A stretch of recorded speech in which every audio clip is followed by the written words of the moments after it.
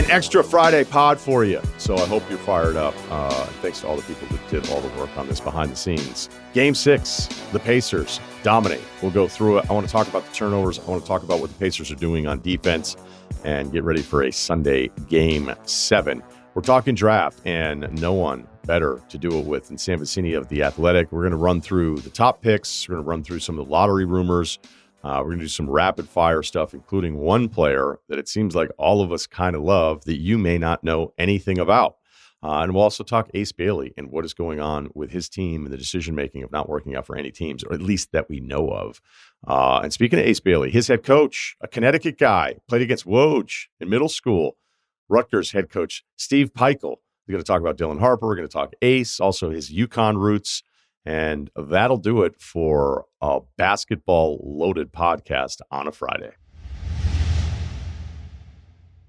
You're listening to the Ryen Russillo podcast presented by FanDuel. America's #1 sportsbook has made it easier than ever to get in on the action during the NBA Finals. And with live betting, the tip-off is just the beginning. Look for the live SGP tab on the FanDuel Sportsbook app and build your bet slip. Then sit back and enjoy the game as you track the outcome of your parlay right in the app. If you don't already have it, download the FanDuel app today to make every moment more. The Ringer is committed to responsible gaming. Please visit rg-help.com to learn more about the resources and helplines available, and listen to the end of this episode for additional details. Must be 21 and older and present in select states, or 18 plus and present in D.C., Kentucky, or Wyoming. Gambling problem? Call 1-800-GAMBLER or visit rg-help.com. We have a Game 7 for the first time since 2016. Pacers dominate Game 6 at home after being down 10-2. 8-0 run brings it 10-10. Running through the scores here, they got it to 70-42 in the third quarter. So from the first 5 minutes of Game 6 to just under 5 minutes in the third quarter, that means the Pacers outscored the Thunder 68-32.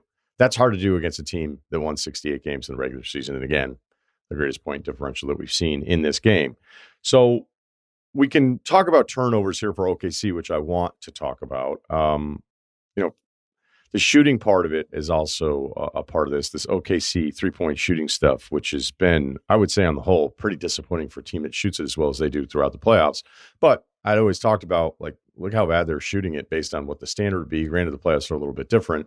You could also get in a conversation on who's actually taking those shots. And if you would talk to other teams, like the way they thought if you were going to beat the Thunder is load up on SGA and hope the other guys miss, which isn't exactly like the most groundbreaking stuff. There's plenty of teams that'll do that against the other team's top players. But I'll admit, like when Chet doesn't really want to take the three, awful Chet game, by the way, you can see that he's a little reluctant. It feels like some of the other role guys on the road, they're not as comfortable. I tell you that there's times where Dort passes up a better look for a worse look, where he'll get himself into a spot where it's like, okay, well, he didn't want to take the shot. Is he going to swing the ball? Is he going to dribble drive and then kick it out to somebody else? I know that you don't want Dort necessarily freelancing with the ball in his hands, but then it seems like he waits and then gets himself into more of a contested three. So I think there's Dort shot decisions throughout this entire series that I would question even on the nights where it feels like it's going in. So that was very clear defensively, and I'll tell that story throughout the SGA turnovers. But I don't want to, because even though the Thunder finish at 8 of 30 from three, which is actually like a respectable 27%, that's quite an improvement from where they were at halftime. At halftime, they're down 22. All the energy clearly in that building is just outrageous. Carlisle saying it's the loudest he's ever heard the place, which you would imagine. I mean, they're fighting for their lives in an NBA championship. So the Thunder are 1 for 11 from three at halftime versus 9 of 24 from three for the Pacers. So you're minus 24 points on threes at the half and down 22. Turnover story of this one, throwing 12 turnovers at the half for OKC, and points off of turnovers, they're minus 14 points. So I think, again, they'd had 2 and the Pacers had 16 points off of turnover. So you add up that kind of stuff, like you're down 22, you're going to lose. Like, it's a credit to the Thunder that you're even thinking like, all right, if they get it to 10, the Magic will get it to 10. As if just getting it to 10 solves all your problems. So OKC, their shooting story throughout the playoffs, they've had 8 playoff games. Here are their percentages: 20, 26, 24, 27, 31, 32, 19, and then last night, 27% from three. They were 4-3 in those games, now 4-4 with that 8th one last night, which is a credit to their defense, which was not nearly as intense as the Pacers defense. So then the 21 turnovers, that's the most they've had in a game, in any game, regular season playoffs, 104 games now. I saw that note this morning. SGA had 8 turnovers. That's where I really want to focus some of this open here. That's the most he's had in his career. So let's take a look at those. So SGA tries to dribble through 2 people early in the game, and it was like he was, I don't want to say slow or late. There's some other stuff where I felt like he was slow or late to realize what was happening defensively, but it just didn't even really make any sense. And maybe because it's SGA and there's so many times he can do something and get to a spot where you just don't expect it because he's just so smooth and crafty with a dribble and he's got that size and he just figures out a way. So, you don't want to question a guy who wins MVP, but it just was like, you're just going to go into those 2 guys. And granted, I'm watching it after the fact the next morning, knowing the turnover's coming. Number 2, strip by Nembhard. Terrific defensive play. I mean, Nembhard is giving it to him, man. I mean, the off-the-ball stuff, anytime SGA is coming over to meet the ball, we've talked a lot about, what you're asking your point guard or your number 1 scoring option to do when you're asking him to bring the ball up the entire time. Getting him off the ball is really nice because it just makes his life easier throughout the course of a series in an intense game like last night. And then you watch what Nembhard's doing to him off the ball, and you can see OKC being like, maybe we're better off having him initiating this at the top, so at least he kind of knows where he's going. Number 3, it was just a bad pass. Now, something else I noticed with this, where SGA and I would say maybe Jay Will, like they want Siakam. Clearly Neesmith's like the first choice, but when SGA can get Siakam, he wants to try to get into a switch with him. But if he gets going at him, there's the size problem with Siakam and his athleticism. But if you notice, the second defender who was ever originally assigned to SGA, he just stays in the play. Like the way they were helping off the perimeter guys, being like, we just don't, like, this is going to be the game plan. You're going to have to make these shots. And SGA is either getting frustrated, not realizing what's happening. I just didn't feel like he saw the court really well for a guy that's just such a special player. So I don't know really I'd be curious to think of, like, when they watch the film of this, if the adjustment is him just being a little bit more aware. Because if the Pacers are going to sell out like this against SGA, like, I don't care who you are. If 5 sets of eyes are looking at you, that's not really a great recipe for success. Ask Anthony Edwards when he was playing this Thunder team. So the 4th turnover was an offensive foul. The 5th turnover, he gets triple teamed. Obi Toppin leaves Caruso in the right corner, 3-point line, just leaves him, doesn't care. The initial defender still with SGA, and then TJ just leaves his guy and just comes down on the basketball. And you're looking at this, and it's 4 people in a telephone booth, and 3 of them are for the Pacers, and the other guy's SGA. The 6th turnover is the one that really pissed me off because I just thought it was such a careless turnover. So on the right side, and this is actually kind of fascinating considering this is what Carlisle and the staff are telling these guys to do against SGA. He's got kind of like a mid-post, so he's not in the paint. He's extended out, and he's trying to back down Nembhard. Neesmith has Jalen Williams at the top of the key. Jalen Williams, who just scored 40 points in Game 5. Neesmith is helping off of him to double SGA. Dort runs through the lane. Halliburton's defending him. Dort gets to the other side of the paint on the left side. Halliburton just stops in the paint and stays and starts pointing out because he's just like, hey, my guy's over there. Siakam, who has Caruso, never leaves the paint. And Caruso's all the way on the other side. He starts in the lower left side 3-point line and then works himself up to the break. And then you have the big who's still hanging at the rim. I think it was Turner. So you watch this play and you're looking at SGA going, okay, you're doubling and they're helping off of Jalen Williams. Like, they're selling out against you, man. If somebody cuts through the paint, the defensive player trailing him stays to kind of see what you're going to do. And SGA just kind of like carelessly throws this one-handed pass that he's trying to get to J. Will, and it has no chance. Not against the effort that we saw from the Pacers last night, not their intensity. Number 7 was just a bad pass to Hartenstein. Number 8, they actually were like, let's get SGA to bring the ball up over the court. Let's start him back up at the top, regular season SGA stuff. He, of course, is double-teamed, but works down the left side. Then actually gets a decent pass off to Wallace, but Wallace wasn't ready. And honestly, if Wallace had caught it, I don't know that he was going to finish against Toppin. He probably wasn't going to anyway. Those turnovers speak to because what I'm not doing here, let me say it one more time.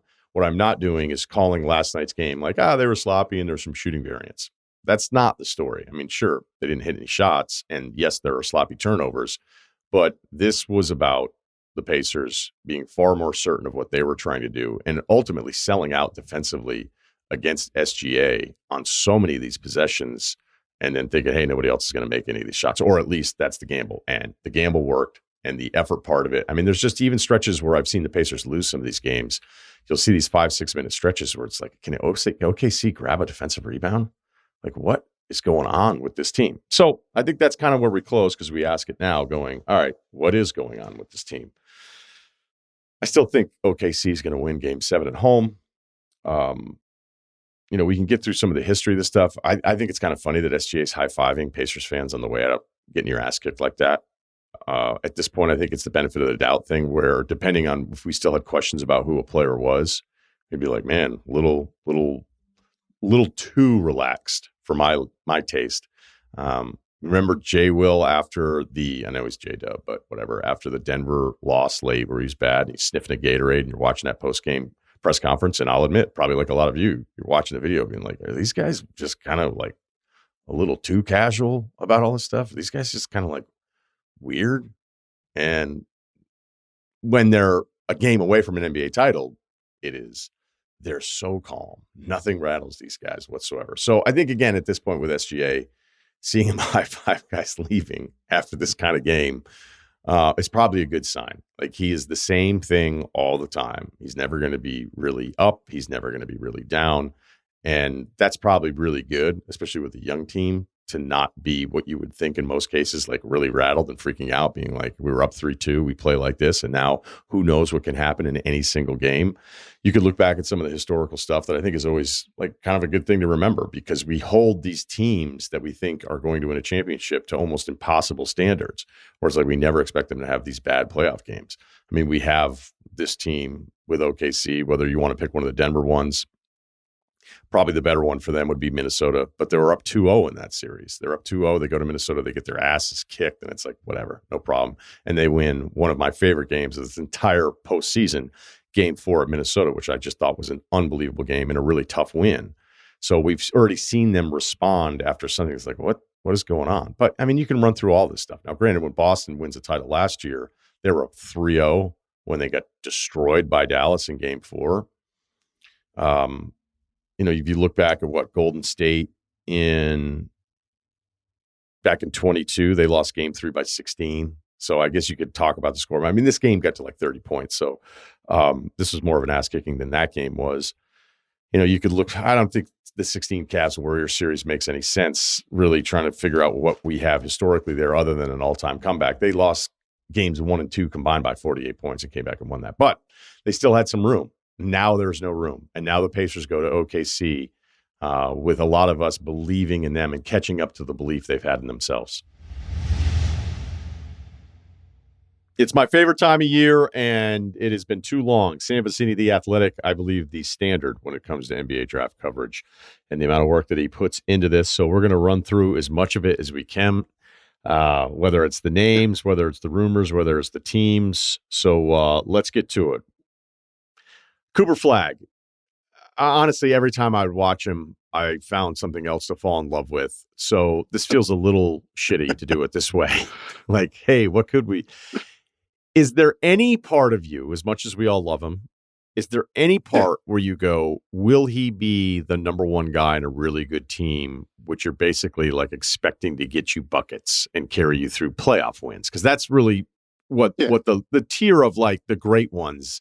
That's ultimately what all these guys can do. For sure. Like, I think that's a reasonable question right now, because he's a good shooter right now. He's not like an elite shooter right now. He is a reasonable separator with the ball in his hands. Like, he's good at taking advantage of mismatches.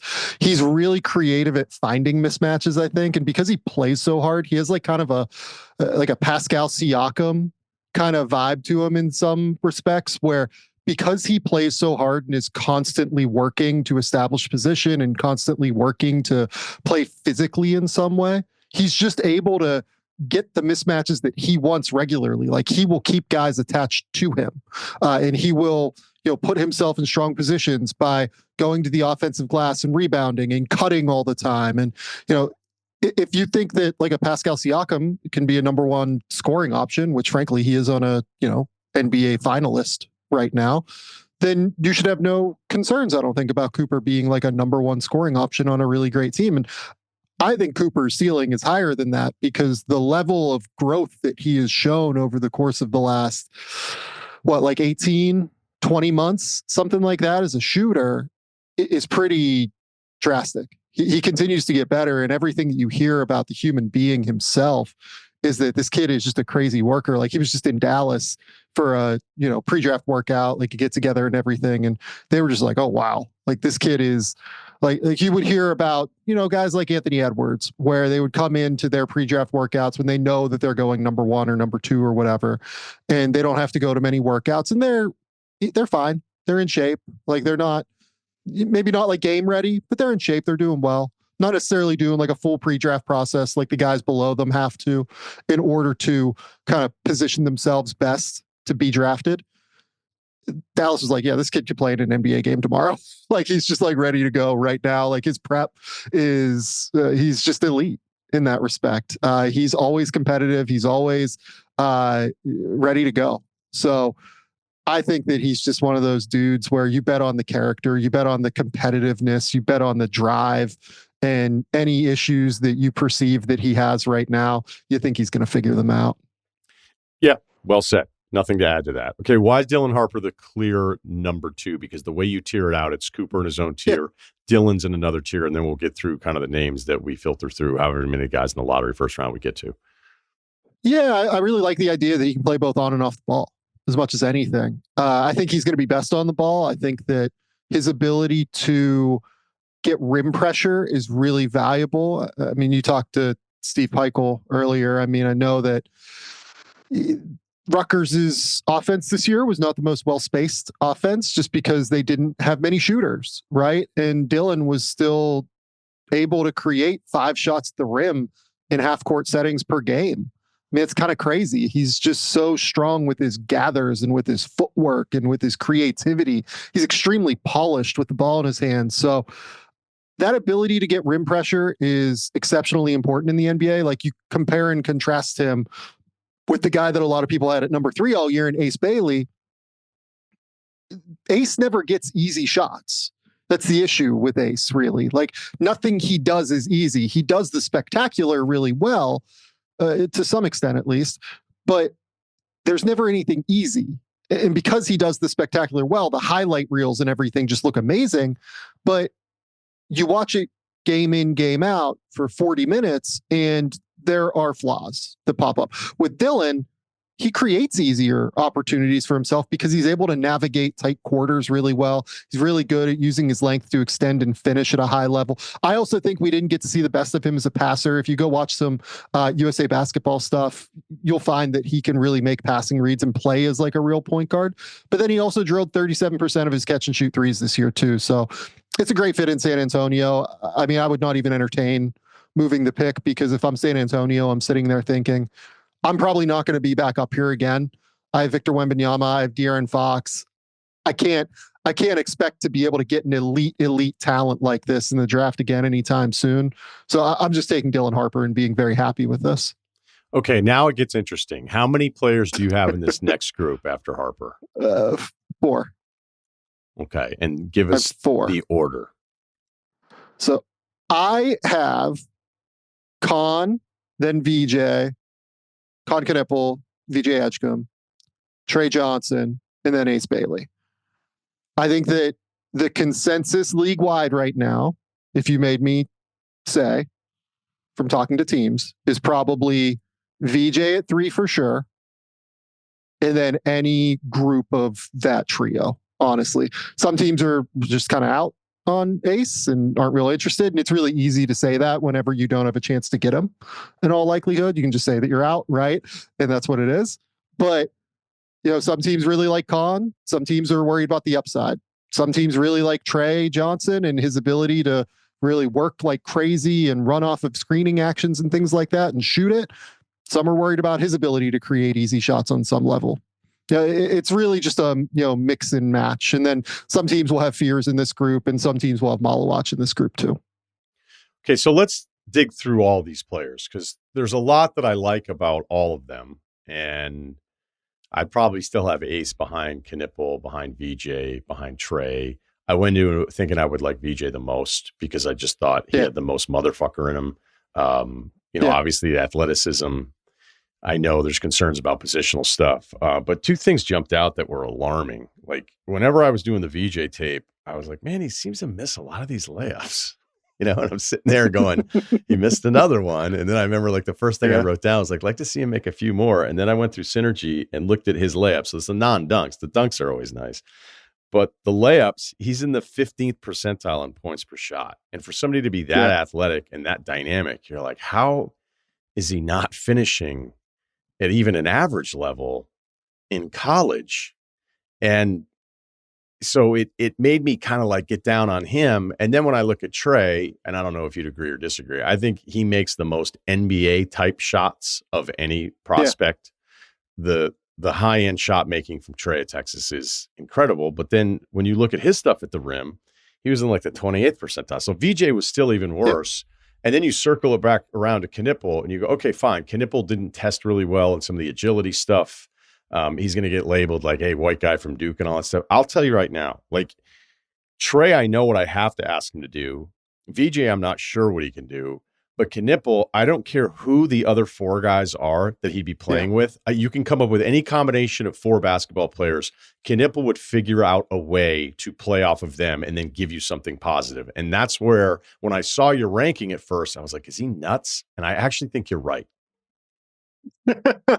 Thank you. No, it's funny. Like, I think that he definitely suffers from the, he's just like the white Duke kid kind of label, right? And look, like, he looks, it was funny. The first time that somebody explained Con Knipple to me, I forget who was playing. He was playing maybe like the Cam Scott kid that's at South Carolina who like committed to a couple kids. He's like a top 50 player in the country or whatever.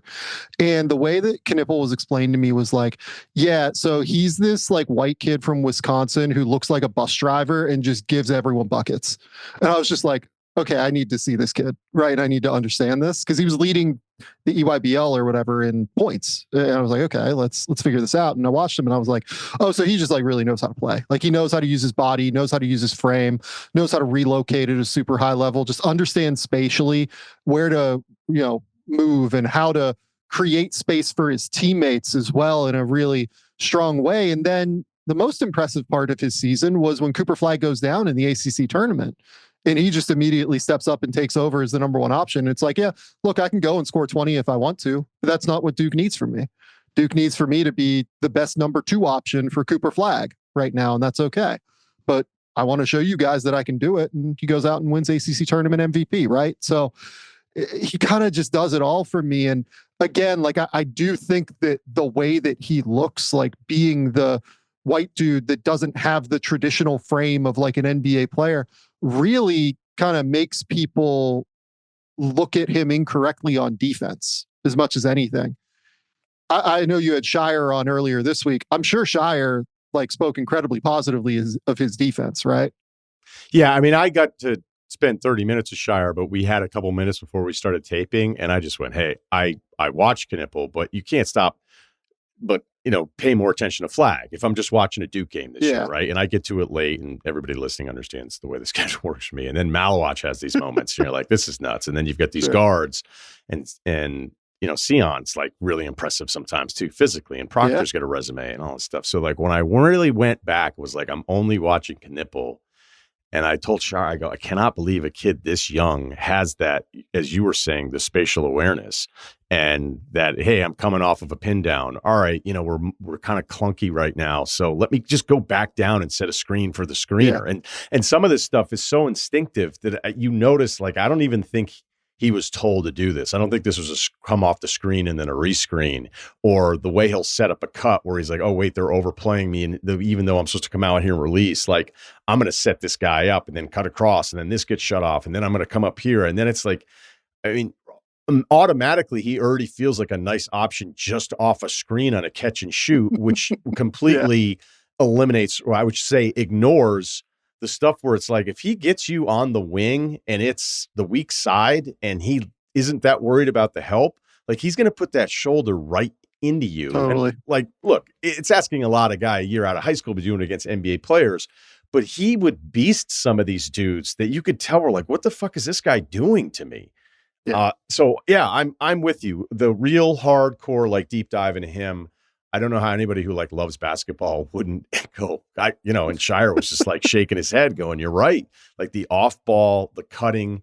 I mean, this is stuff that you usually don't see. Like some NBA players never figured this stuff out, and the kid wasn't even a Duke and had it. So if we look at Philadelphia at 3, what do you think makes sense for them?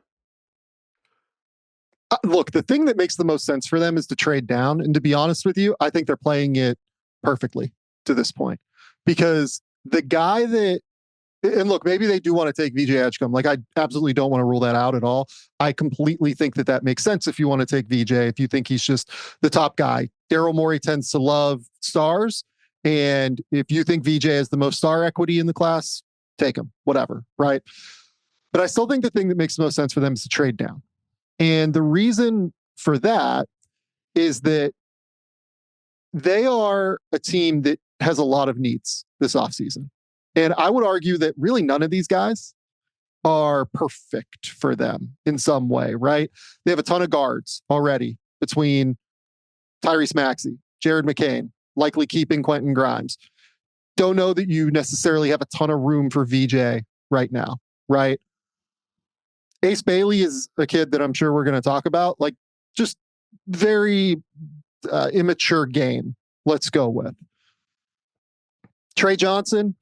I think can work just because he's a spacer. I think Khan can work because he's a spacer. But again, guys that are like 6'5", and you probably, if anything, need more of like the Ace Bailey sized physicality on your team. More than anything, like 6'8", 6'9" guys who can play with the ball in their hands and do things like that. But if he's not ready, then you're a front office that's in a little bit of trouble right now after the way last season went. You probably need to take a bit of a jump next year. I don't know how great of an idea Ace is entering that kind of idea, that scheme and everything. So I think that trading down still makes the most sense. And if I was them, what I would be projecting publicly, given that I think VJ is the guy that most other teams feel most comfortable with, I would be projecting right now that I like VJ the most and that I would take VJ because I think he's the guy that has the most potential equity in a trade up right now. And I'm not saying they don't like VJ. I'm just saying that if I was them, that is certainly what I would be projecting publicly because it gives me the most options moving forward. Yeah, and I like what you said there too, because we can all sit here and say like, well, Philly has to trade. Well, you don't have to do anything, and you don't have to do anything if you don't like what the other offers are. And you can say, well, they're really guard heavy, so VJ, like, how much sense does that make? Well, Ace Bailey wouldn't play for this team next year, although I think we should throw in the caveat that it's likely that anybody who gets drafted probably is going to get minutes with this team because one of the guys is going to get hurt, because that's just what's happened here. But if everybody's healthy, Knipple maybe. Maybe VJ, probably Trey because of the shooting, but Ace Bailey, I can't imagine Nick Nurse being like, let's make sure we get this guy 12 to 15 developmental minutes as we're trying to salvage everybody's job and put together. Look, if they're a healthy team with the way the East is, they shouldn't think that they can't compete to win this conference or at least go deep in the playoffs, despite the playoff resumes of some of the guys on the team. So let's focus on Ace, because you're right. The highlights, like this is somebody that people were trying to push as maybe the only guy that could challenge Cooper Flagg for the number 1 pick before this college season got started. So let's start with his game, and probably more importantly now, and if you don't know this, because last night, once it was announced he canceled Friday's visit with Philadelphia, it means he's the only U.S. prospect, because some of the European guys are still playing, he's the only U.S. prospect that hasn't visited any team. And teams last night were texting me like, do you know what's going on or what's going on here? And I think it has a lot more to do with his representation than it does Ace. I think that that's really important to start this conversation. First and foremost, is that everything I've been told about Ace Bailey, like the human, right, is that he's a good kid. He's like a kid, right? He's a teenager. He's 18. Like he's like kind of goofy and like fun. And like everyone on the team like liked Ace Bailey. You know what I mean? It's not like there was any sort of like problem there with him, right? So I think it's just really important to start the conversation with that before we dive into the other pieces of this here. Now, why this is important, why, in my opinion, it's important that, whether or not he's been anywhere, I think that Ace realistically probably should have gone quite a few different places at the end of the day. He should have gone like basically everywhere from 2 to 8, in my opinion, in order to really find like a landing spot. Because what teams are questionable about with Ace is this. There is like a maturity question, right? There is a focus question, honestly, that I've gotten from, I think 8 to 10 NBA teams, just in terms of like, what is his focus like? And you see it on the court as well. Like, he's a player that frankly does not engage defensively nearly enough. When he is engaged defensively, he's incredibly valuable with his length and his athleticism and his ability to cover ground across the court. But a lot of the time he's just not engaged. He misses help rotations. He misses tags on the weak side roller. Like, he is, whereas Con Knipple does all of that stuff. Like, you look at Ace Bailey and you look at Con Knipple, I would guess that 95% of the general public will be like, oh yeah, Ace Bailey's a way better defender than Con Knipple.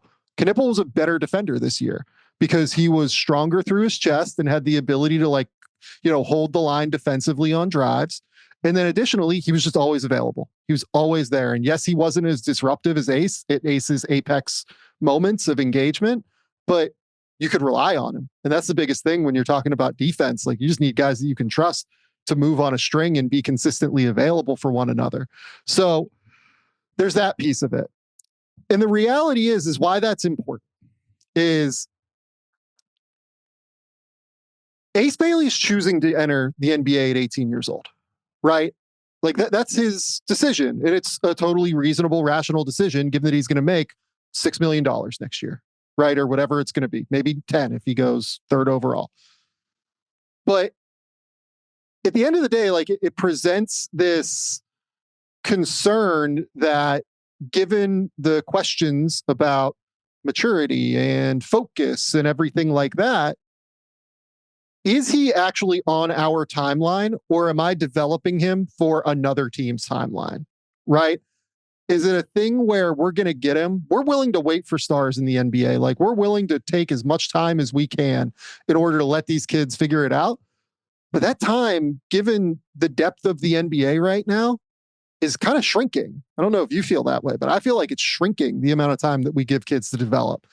And it's not whether or not he's going to mature. Like, Ace Bailey at 25 is going to be a totally different human being than he is at 18. And that's the way everybody is. It's the way every human being is on some level. But can we wait? Can he develop by the time he's 20 or 21? What if it is until he's 25? So we're going to have this kid for 7 years and then he's going to be a star? That's kind of a hard sell, right? So I think the team that drafts Ace at the end of the day just needs to be one that has like a really strong locker room, has a group of vets that can kind of like help show him the way and everything. And you don't want to have like a ton of stakes in terms of winning and losing games, because as he develops, he's going to shoot you out of games. He's going to make bad decisions. He is not a player that reads the court well offensively right now. But the ceiling is very high. He has a ton of gifts from a balance perspective, from an explosiveness perspective, from a shot making perspective. There's just so much there that you can build off of with him, but it's going to take time is the thing. So I kind of think like that. I mean, you bounce off of that. Like, when I say all of that, like, what's your immediate response? Yeah, I don't really have more to add on that. I think it's more of giving some more perspective on what's going on with his representation, because it's Omar Cooper, who's Sharif Cooper's father, who doesn't have a ton of clients, and you hear these things. You're like, all right, maybe is this all gamesmanship? Do they want him to go to Washington? Because you know what? If he goes there, he's going to get shots immediately. Does he cancel with Philly for all the basketball reasons that we mentioned? Like, if everybody's healthy, it's like, this guy's never going to play. Does it make sense for him to drop all the way to Brooklyn? Is it less about the ego of going the highest possible pick to going to the best fit, and then thinking about where you are contractually after 4 years of rookie scale pay? So you could try to look at this and give them the benefit of the doubt. I would tell you, in NBA circles, no one is happy about this, and no one's giving them the benefit of the doubt. No, absolutely not. And look, like, I'll just say this too. Like, the feedback that I've gotten from Ace Bailey's like interviews with teams at the combine was not positive, right? It's not like anybody came away thinking he's a bad kid. I don't think anybody like removed him from their board or anything because of a bad interview, like nothing like that remotely. But they felt like he kind of went in like not well prepared for them, frankly, which kind of speaks to the representation piece of it. And even just logically with the representation side in regard to canceling the Philadelphia workout, right? So there's the fact that like Philadelphia probably put a lot of resources into this, right? Like you could just say no, you don't want to go work out there at the end of the day. Instead, you have Philadelphia set up the travel, set up the hotel, set up all of the things that they're going to have him do once he gets to the workout. Like it's a lot of man hours, so it's disrespectful in that regard. So obviously NBA teams aren't going to be super happy there. But even just think about it logically, right? If you are Ace Bailey's representation, you're handling this correctly. You should want to go to Philly and make it so that Philadelphia can leak that they love you. Even if you think Philly's not going to take him, right? And you think that he's off Philly's board for whatever reason, right? You have that information, whatever. If you're his reps, you should go to Philly, burn the house down, make it so that Philly decides, okay, we now have leverage to be able to say, oh, we'll move this pick. So somebody has to come up for Ace. And the reason you do that is that the difference between pick number 3 and pick number 6 or whatever in terms of salary is like $10 million for your client. So if you can convince a team, hey, no, you have to go up to number 3 to get him. Philly's really strongly considering him. It's a home run. Like you get potentially $10 million extra dollars for your client if you can convince them to do that. So even strategically, I think this makes no sense. Like I think that it has been so poorly handled by by Ace's representation. I think it's reflected, unfortunately, upon him, when in reality, I do think it's them that are the problem here. And when I just look at where this is all settling, I think that Ace is now entering the NBA with like kind of a target on his back. Like he's this kid that wants to be able to have his own show from day one. He only wants to, be a star or whatever. Look at the best wings, in the NBA, the guys that you could theoretically compare to Ace Bailey. Jason Tatum came in, played minutes for Boston for sure, like was a starter, was really good. Averaged like 13 points a game. Wasn't their main option by any stretch.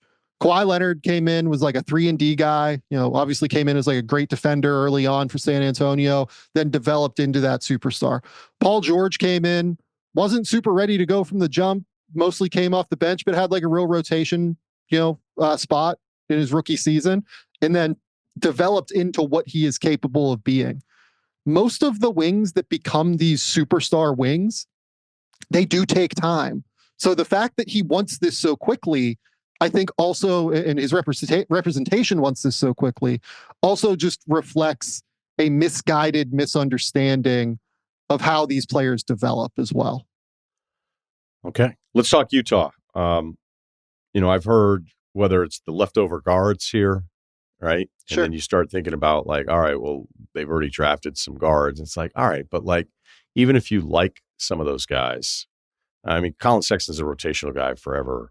George is, who knows? He's probably going to play in the league a long time. But it's like, if you like VJ, if you like Knipple, if you like these guys better, like you probably just go ahead and do it if you can't find some kind of trade partner. But that's where the fears part of this becomes interesting, because Jeremiah Fears out of Oklahoma, he reclassifies. I would say on the ball, he is as dynamic as anybody in this draft. He had a play I was watching today against Kentucky in the SEC tournament where they threw it out to ahead of him in transition. He catches it somehow on the baseline and is able to stay in bounds, stop his body, then turn back around and make the layup, even though he's wide open. It's like an absurd wide receiver type play, which tells you we're talking about elite body control. But he is compromised physically, obviously. He does not hit threes. I was looking at his high school stats. He was 28% this year at Oklahoma. He's 24% in high school. But again, high school stats can be super misleading. So, don't quote me on that one. What I'm wondering is if he's in this mix, which I think you would agree he's in this mix, in this range, based on some of the pre-draft stuff, you have him 18th overall in this class. I do. Okay. Your case. I do.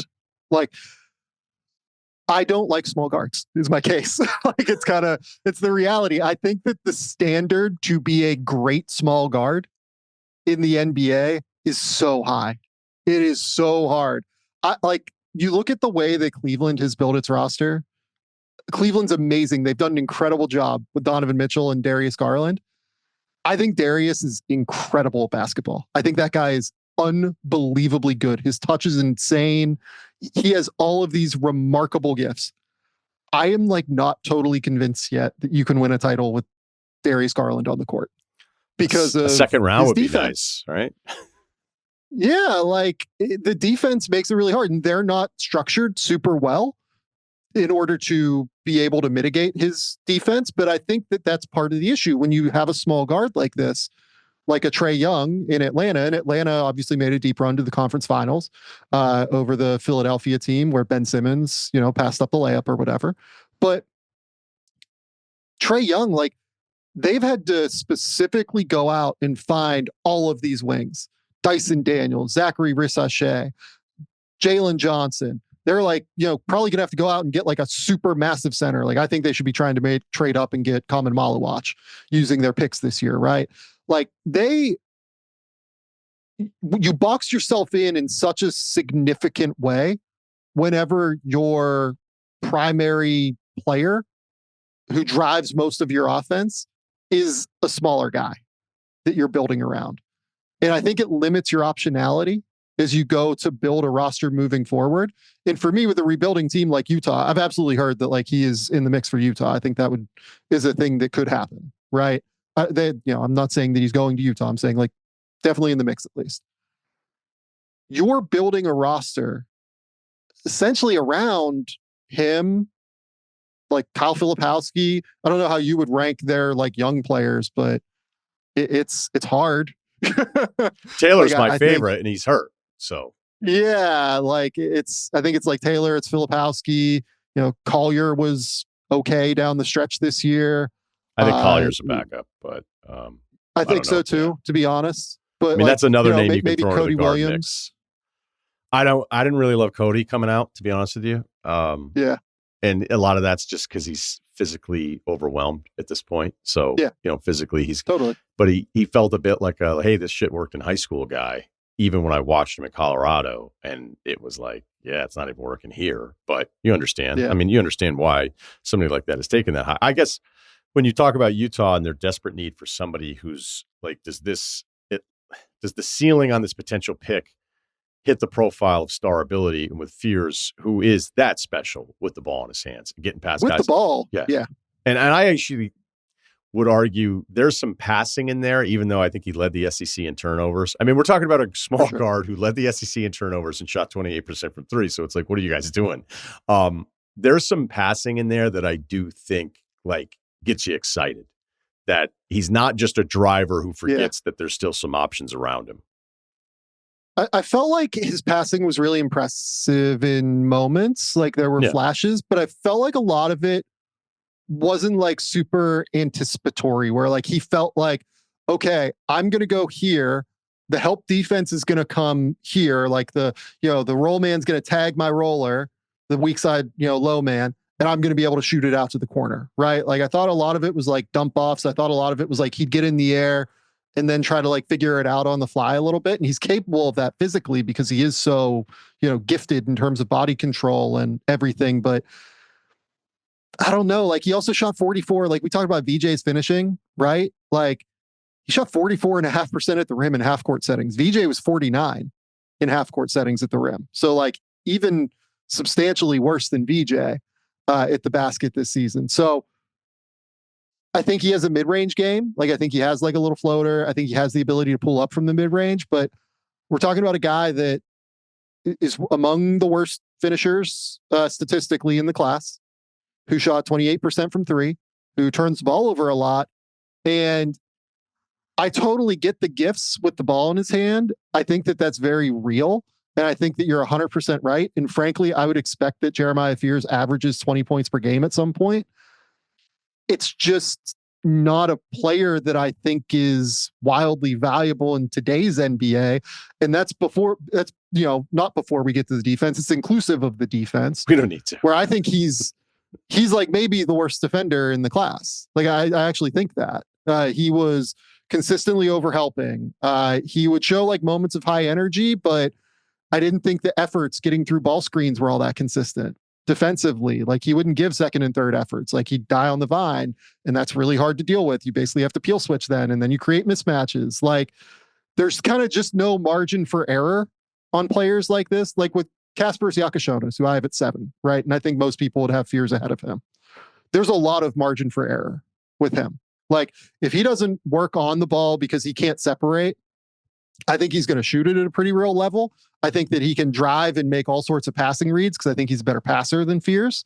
He's bigger than Fears, so like you can maybe hide him a little bit defensively. There's just more margin for error with him. Whereas with Fears, he basically has to hit like the 90th percentile of his outcome, or else he's probably a 6th man. But if he hits the 90th percentile, he's probably going to make an all-star team. Yeah, I mean, it is that impressive, man, when he starts working guys. Like I saw 2 try to like close him off and blitz him off a screen, and he still turns the corner on 2 guys, and you just go, yeah, there's just not many people that can do this kind of stuff. But I understand your argument. Your argument's like, even if he's pretty good and has this production, like we talking about a 30% usage guy, his 2nd year in the league, and then we're still losing a ton of games. And then what are we doing? We're re-signing him because he has all these counting stats. And are we kind of derailing ourselves, even if we have a talented guard? I love that you brought up Yakashonas, because I'll tell you, like, when I first started doing the work, it was kind of funny because Denham, I loved at first because I was like, man, he's so big, and it's his pace, and it's like he almost felt like Ryan, in November, I thought like real chance that Jaeger was going to like challenge Dylan Harper for like the number 2 pick. I was like, this is happening. Like we're ready. We're here. We're moving to Russia. We're going to do all the intel. Let's go. And like, no, it just didn't happen. Not only does he miss, I called his misses violent misses. And he had something where I looked at his guarded, unguarded. He found a way to take like over 80% of his shots against contested like he found, I don't know that I see that split very often, but 80% of his attempts were guarded versus unguarded. And he just, despite his passing and his size, and there's a smoothness to his game that in short bursts you fall in love with, to your point earlier in the year. And then you're like, why the hell is he getting the switch at the big? And then he's almost like waiting until the big has enough time to come out and contest. Like, oh, he must not want to shoot. Oh, wait, he's going to shoot. And then it's like, I have no idea if that, nope. And then somebody may need to check and see if the rim is still level. So whereas I'm watching him and going like, all right, you got to give up. You got to give up. Like, don't tell anybody you like him. Yeah. All right. Don't tell anybody you like him. Yakashonas, sure. I'd like to see the shot go in a little bit more. But what I love the most about him is we've talked about some of these smaller players finishing. There's smaller players who I'll see drive and go, oh, that didn't work. With him, I'll think, where's this going? And yet he finds a way to kind of throw out the weeds and all the size and all the traffic. I don't want to compare it to Nash, but there's a really advanced way of him realizing all the extra stuff that he'll need to do to get some of these shots off. And you'll see defenders, it's almost like a quarterback where he's getting defenders to move away from passing lanes with his eyes, or there's a dribble that he'll set up defenders where they jump out to do something else. And it's not some sick, nasty crossover from like a Nike commercial. It's just really simple, efficient reading of everything that's going on around him. You're on the higher range for that, but there's just a lot to feel good about because of all the different things it looks like he's going to excel with. Yeah, no, I completely agree. Like he made 61.6% of his shots at the rim in half court settings this year. Just about all of those are self-created. Like he's not a great cutter necessarily, but these are exactly what you're saying. Like he'll just manipulate dudes with his eyes constantly. Like he'll make it look like, because he is such a good passer, you have to be cognizant of, okay, like if he's going to move me this way with his eyes, I kind of have to pay attention to that if I'm a help defender, right? Maybe I saw help defenders, but sorry to interrupt, like I'd see help defenders on something real simple where it's the big just diving through the paint. and he would get the help defender to like close out on a wing shooter. And he was like, great, exactly what I wanted. And then it's the guy is wide open. And you're like, how does this keep happening? Then finally you figure it out. Like he's just that good at manipulating stuff. Yeah.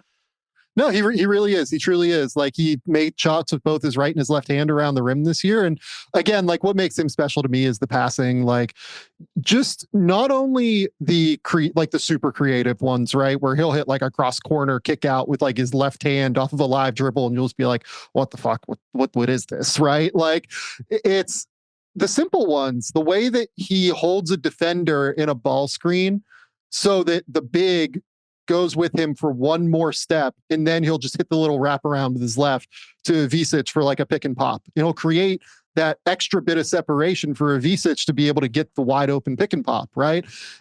It's the simple moves in addition to the like wildly creative highlights that he'll throw out there too. And I agree with you. I want the shot to fall more, but I mean, another guy that just takes a ton of contested shots because early on in the year, they didn't have anybody who could create. By the end of the year, Will Riley, I think, was able to take on some of that load, and it was pretty valuable. The other thing that you bring up, now that I'm thinking about this a little bit more, I'm going to have to ask Illinois staff if they teach this, because I think that both Yakashonis and Will Riley, what they do that Jaeger Demon doesn't do, right, is they go direct lines toward the rim.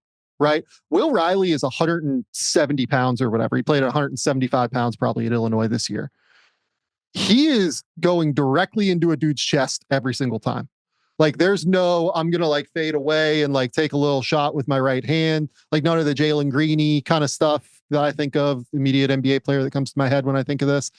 He's going in straight lines to the basket, Euro stepping and trying to find the quickest way to get all the way to the rim. And I think Yakashonis does some of that too. Fears another guy that like will lean away. Demon, a guy that'll like lean away from the contact. These guys kind of go into the contact. And I'll have to ask if that's something that Illinois like identifies in prospects or if it's like something they're teaching, basically, now that I think about it. The Will Riley improvement was really nice. His teammate was projected to be a first rounder, highest ranked prospect for Illinois since D. Brown, number one prospect out of Canada. I didn't like it for long stretches of the season where I was like, I just need to see a little bit more. And maybe it's the profile and all these expectations. It was a good team, but it was funny because then I thought like, well, Will has to play off all this stuff. Even though he was fourth in minutes, he was first in total field goal attempts. And I was surprised when I saw that. I was like, he actually took the most shots of anybody out there. But his awareness developing into, okay, it looks like the ball is stuck here. Just cut. Off ball cutting. Yep. It's not that hard. If you have the effort to want to do it, there's a bunch of free points out there waiting for you. And he was great. He was incredible in the second half of that Xavier game. Speaking of going into people's chests, you have Danny Wolf, Michigan 14th, maybe the most interesting prospect there is. He's another guy that you could say, I wish the shot went in a little bit more. I just hope whoever drafts him just lets him run with the second unit, lets him be a 7-foot point guard. He leads the Big Ten in rebounding. If he has you at the rim, you're probably dead. The handle is real, and he doesn't even have to be that quick. Not to compare him to Luka, but staying on this contact thing. It's one of the things I think with Anthony Edwards is that he's so dynamic. He can play away to contact. If he played towards contact, he would be a more efficient player. Luka plays into contact, then controls the defender. I'm not saying Danny Wolf is Luka, but he controls the defender with his body and a handle that doesn't make it. He has one of the weirdest collection of attributes of any player in this class. And I like him. I just wish the shot went in. Yeah. And the free throw shooting thing is really weird that he's at 59%, but I know he was like 71 at Yale for 2 years. So that appears to be just a weird year. Just a fascinating frame as well. Like you look at him and you expect like this like stiff white dude who like grew up in the suburbs of Chicago and all that stuff. And it's just like, no, like not even remotely close to that. Like he's pretty athletic and is very fluid and coordinated. I think he has like a really low center of gravity for a 7-footer, or he might be like 6'11" or whatever without shoes. But like, I think he has a lower center of gravity for a 7-footer, and it allows him to play with like a little bit more bend and kind of get like his pad level lower than the other guy's pad level, to use a football term, right? Like the leverage matters in the NBA just as much as it matters in the NFL. Maybe not just as much, but certainly, close to as much as it matters in the NFL or in the NFL. And like, I think that his ability to like play with the ball is in part because he's so flexible and can play with bend in that way. So, very creative mindset. Grew up as a guard. He's like a late growth spurt kid, unsurprisingly. Grew up as a point guard, and you can see it in the way that he sees the floor. Like his passing ability. I mean, what are we doing? Like he'll throw some of the most like insane, ridiculous looks that you'll find. He uses his height to his advantage as a passer really well, I think. Like he just knows that he can see over the top of the defense. He was great throwing like these little duck-ins to Vlad Golden this year, another kid that might get drafted, 7-footer from Russia. Like he ran a ton of high-low stuff with him and Golden. Like just like showmanship, and like he'll throw like these crazy tight window passes where you just can't believe that he saw it. And frankly, he shouldn't have thrown it because they probably only get there 50% of the time, which is why he turned the ball over a ton this year. But, fuck, man, like I love it. Like I think I would rather moderate the creativity than have to teach somebody how to be creative. You know what I mean? Yeah. He's that unique, and it's just really... look, if you're drafting Danny Wolf, then it means you already like all of these things. So I don't think it's going to be a situation where it's like, hey, we're going to stick you in the corner. It's like, well, that's totally. And I'll say this too, Ryan, like he is really shot it well in pre-draft workouts. I'll say that. I got told from one team, like he broke a record in their building for like their 3-point shooting drill.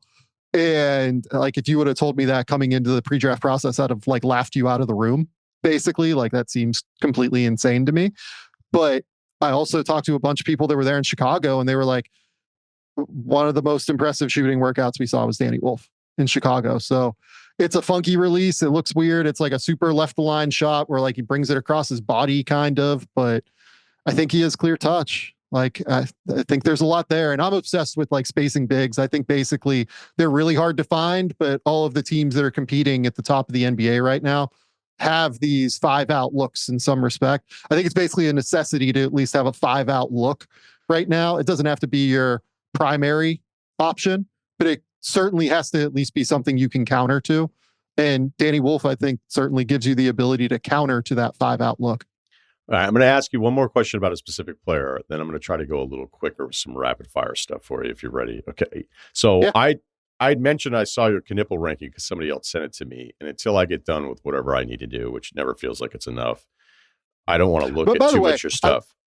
I love how you're like, oh yeah, like I haven't done enough. Like I've been talking to you for like 2.5 weeks. Like you've been like grinding tape for 2.5 weeks. Like you're just like, and I'm sure you've been doing a lot before that. Like you do more for this than like most people do, to be clear. Okay, but it's so not even close to how I used to do it because I was on every day. Yeah. I was anchoring the combine. Like by the time the combine started, I already had 60, 70, I was on it. And now I'll show up to the combine being like, I have a ton of work to do. Look, it's just the way it is. I appreciate you saying that, but there are like literally things that you've brought up to me that like I haven't heard from NBA people throughout the year. And I'm like, oh, that's interesting. You know what I mean? Like, it's maybe just I'm funny a genius. That you're as hard on yourself with this as you've been like throughout the last 3 wees that I've been talking to you about it. I'm just like, what are we doing, Ryan? I know. Well, look, you read your guide and you go, I'm not ready. So I looked, I saw the Knippel stuff and then I was like, I don't want to look at any more of this until I've done a little bit more. So I started digging through. I was like, let me just go through a bunch of the later guys. And I turned on a little Cedric Coward from Washington State. And I'm watching it going, why? Like, how come I don't really ever hear about this guy from anybody? I text Sam. I go, hey, do you like Coward? You're like, yeah, I have him 9th.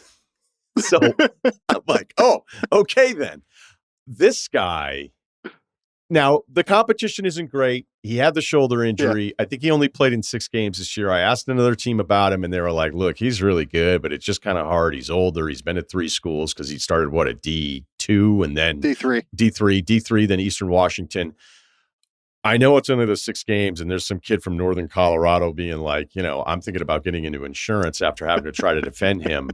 He is a man and he looks like he can get wherever he needs to go. I'm so impressed with this guy. Probably a little too impressed only because I haven't heard much about him.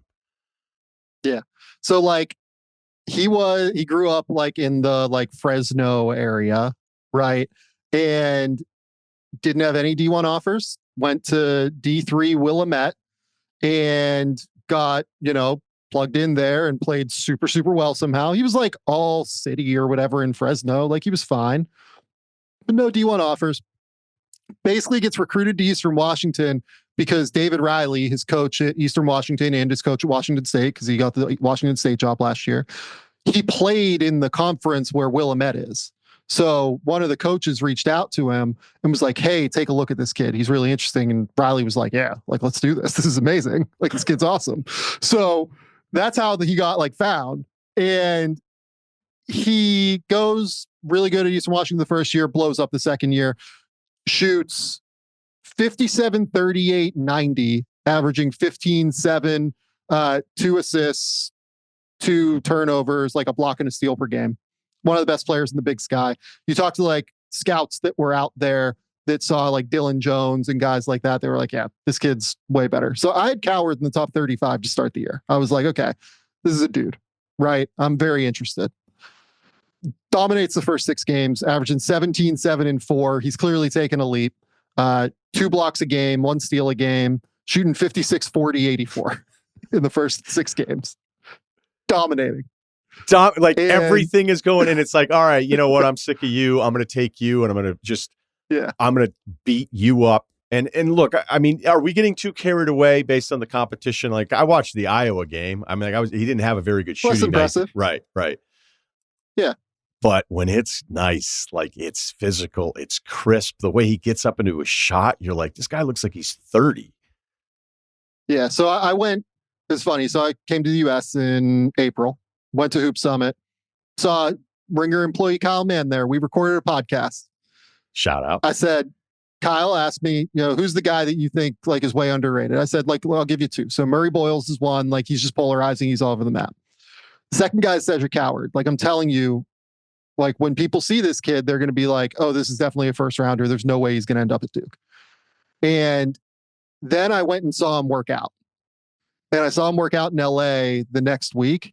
And I was like, oh, this isn't just going in the first round. Like he's going definitely in the top 20 at least.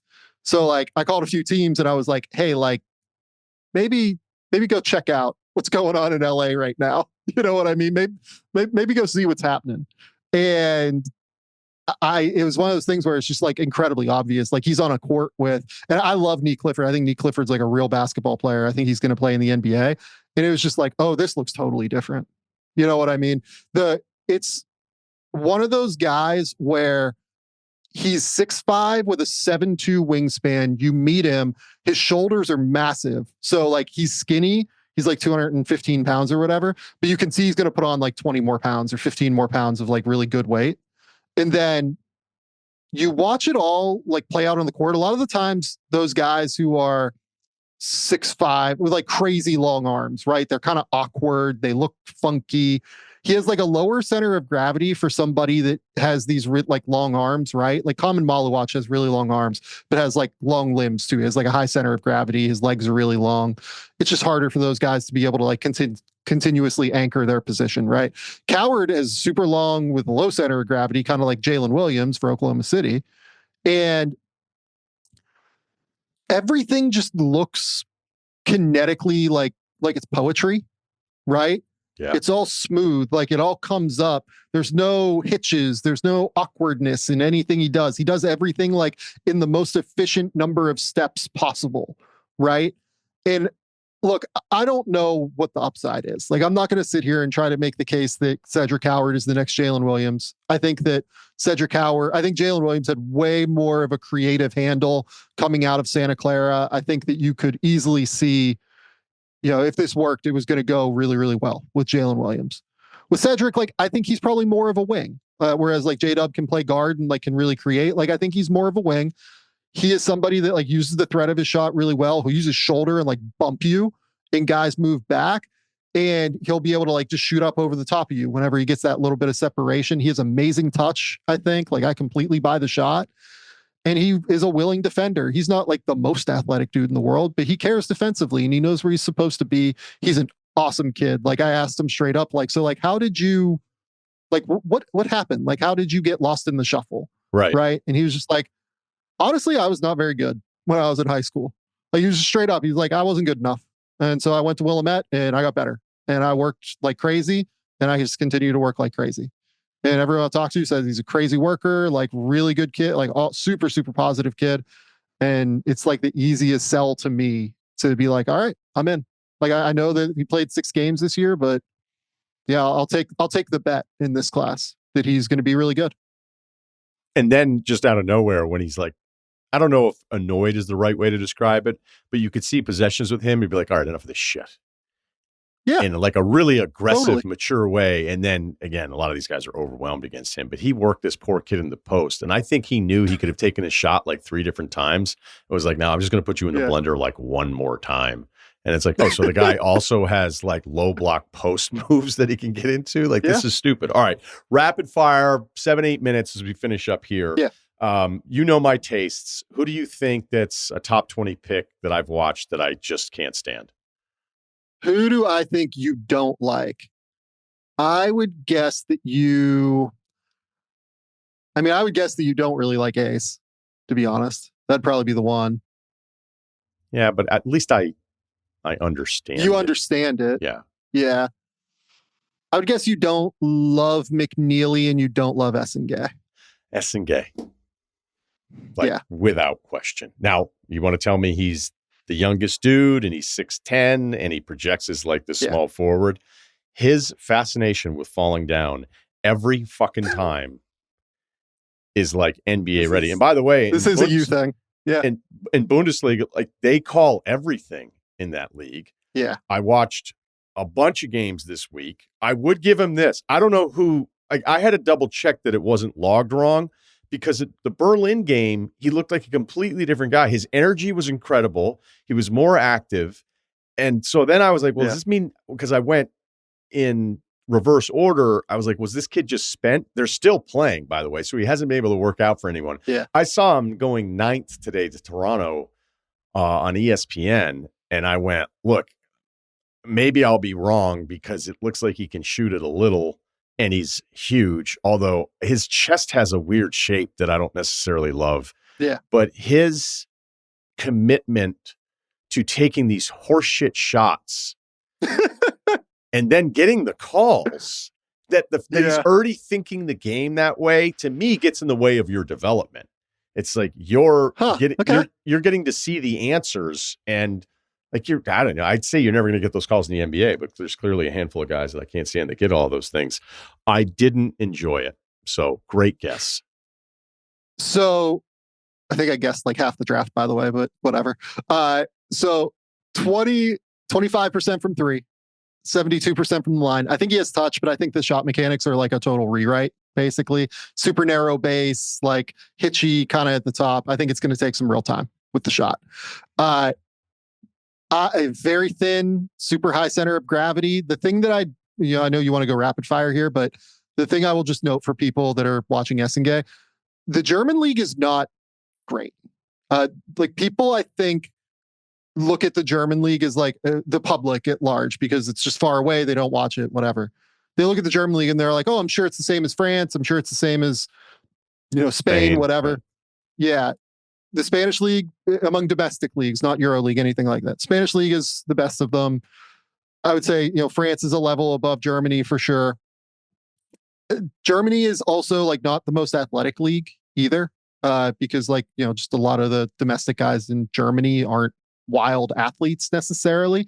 It's not a bad league. I'm just saying, like, if you look at somebody's like French league numbers, like Rissache last year, and you look at Essengay, like, you probably do need to ding the Essengay numbers a little bit more than what is happening. I'm with you. Like, I'm not a massive fan. I get the appeal. I have him like in the top 20 range, but I don't see him as is the upside bet that people do.